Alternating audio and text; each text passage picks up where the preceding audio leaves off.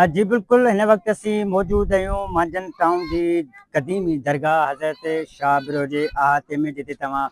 ॾिसी सघंदव त शाहबिरो प्राइमरी स्कूल जा मासूम शागिर्द जेके आहिनि उहे मुतबादल इमारत न मिलण सबबि दरगाह जी जेका दीवार आहे उन जी छां हेठि जेको तइलीम हासिलु करे रहिया आहिनि। ऐं स्कूल में फर्नीचर, पीअण जे पाणी ऐं वॉशरूम जी खोट हुजण सबबि मासूम मासूम शागिर्द जेके आहिनि उहे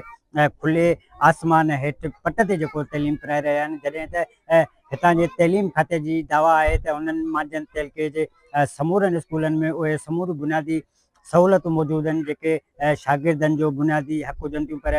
समूरियूं दवाऊं जॾहिं हिननि ॿेराड़ीअ जे स्कूलनि ते नज़र पइजे थी त तइलीम खाते इंतिज़ामिया जो उहे सभई दवाऊं जेके आहिनि असांखे उहे उनजी पत जेका आहे वाक़ई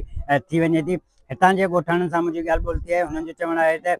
स्कूल जी इमारत जो नए सिरे सां अॾावती कमु हलंदड़ आहे, पर ठेकेदार जी मुसलसल लापरवाही ऐं सुस्तीअ सबबि कमु जेको आहे उहो अॻिते न थी सघे, जंहिं मां अंदाज़ो लॻाए सघिजे थो त इहा जेका हलंदड़ इमारत आहे उहो उनजो कमु जेको आहे 2 खां 3 सालनि में मुकमल थींदो। जॾहिं त ॻोठाणनि जो इहो बि चवणु आहे त जेके मासूम शागिर्द आहिनि उहे खुले आसमान हेठि तइलीम हासिलु करे रहिया आहिनि, जंहिं सबबि बरसाति तोड़े सर्दी ऐं गर्मीअ जो हिननि जी सिहत ते नाकारा असरु पियो। हिननि तइलीम खाते जे खां मुतालबो कयो आहे त जेसीं ताईं इमारत मुकमल थिए तेसीं ताईं